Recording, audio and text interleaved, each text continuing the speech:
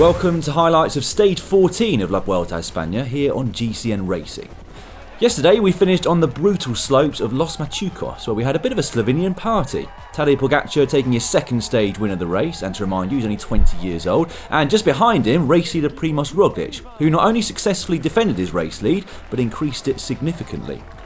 His advantage over his closest rival Valverde now up to 2 minutes and 25 seconds. Pogačar moves himself up to third and into the white jersey as best young rider, whilst Lopez and Quintana are now over 3 minutes down. Today's profile looks like one for the sprinters, 188 k's to Oviedo with just one categorised climb along the way. Unfortunately for the sprinters, that came reasonably close to the finish, providing a potential launch pad for attacks. With few opportunities left for the fast men though, they wouldn't want to miss this one. It took just 10 k's for our breakaway to form today. 6 riders, Sylvain Dillier of AG2R, who you may remember finished runner-up to Peter Sagan in Paris-Roubaix last year, having been up the road for most of the day.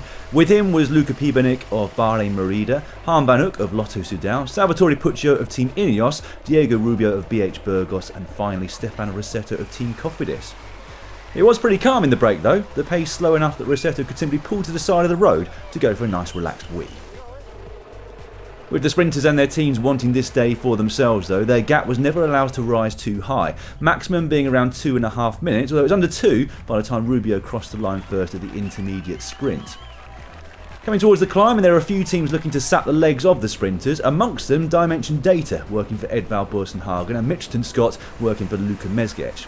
That upping of the pace was enough to see a number of riders dropped on the only major climb of the day, amongst them Madrasso, who's still leading the KOM competition, albeit now by just 2 points from Bouchard.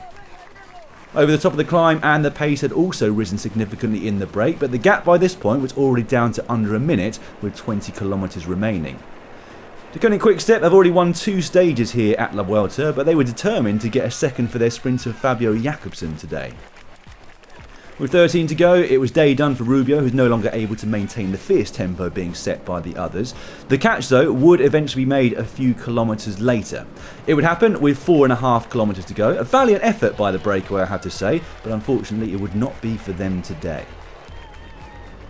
And so, the sprint lead-outs could start in earnest. Deceuninck Quick-Step still on the front at this point, but they'd have competition from Bora, riding for Sam Bennett, and Trek Segafredo, who were hoping the slightly uphill finishing straight would suit the German rider Degenkolb. Coming under the Flamme Rouge with 1k to go, and there was an almighty crash in the bunch which took down a large number of riders, amongst them world champion Alejandro Valverde and Luka Mezgec, who looked particularly badly hurt. As the pace at the lead slowed though, Tosh van der Sande took his opportunity to launch his sprint early, and he immediately got a decent sized gap. Richesi set off after him, but in doing so dropped his sprinter Jakobsen, but he didn't drop Sam Bennett, the Irish champion sprinting on the hood straight past both Richesi and van der Sande. He's got a long way to go, but a quick glance over his shoulder showed him that the others were well beaten, and he had plenty of time to sit up and celebrate his 13th win of the season so far.